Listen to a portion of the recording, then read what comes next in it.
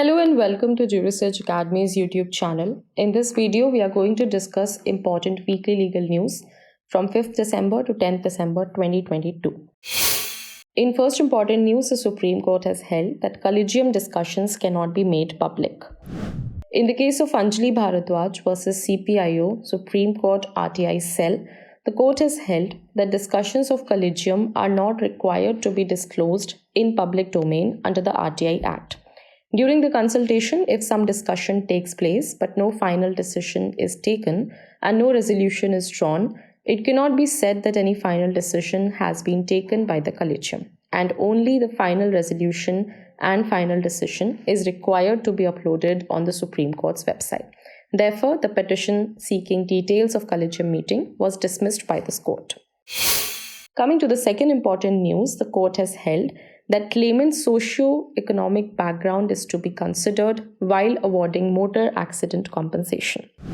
In the case of Mohammad Shabir Hussain versus Regional Manager UP-SRTC, the court has held that socio-economic background of the claimants must be considered while awarding compensation in cases of permanent disability. The court has held that persons from marginalized sections of the society already face severe discrimination due to lack of social capital, and a new disability more often than not compounds to such discrimination.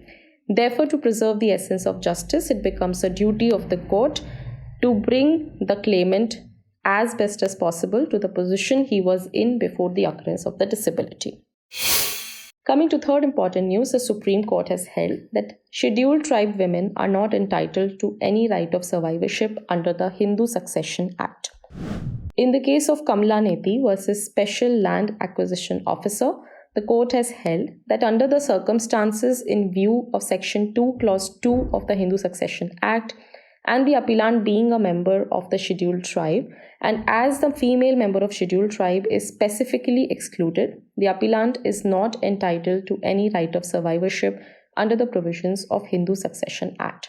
The court has also requested the government to look into the matter and, if required, to amend the provision of the Hindu Succession Act by which it is not made applicable to the members of the scheduled tribe. Lastly, the Supreme Court, in a very important judgment, has issued guidelines regarding summoning of additional accused during trial under Section 319 of CrPC. In the case of Sukhpal Singh Khera versus State of Punjab, a constitution bench of the Supreme Court has issued elaborate guidelines regarding the exercise of powers under Section 319 of CrPC for summoning additional accused during trial. The court has held that the power under 319 is to be invoked and exercised before the pronouncement of the order of sentence, where there is a judgment of conviction of the accused. In case of acquittal, the power should be exercised before the order of acquittal is pronounced. Hence, the summoning order has to precede the conclusion of trial by imposition of sentence in the case of conviction. This brings us to the end of our weekly legal update. If you like this video, please like and share and subscribe to our YouTube channel.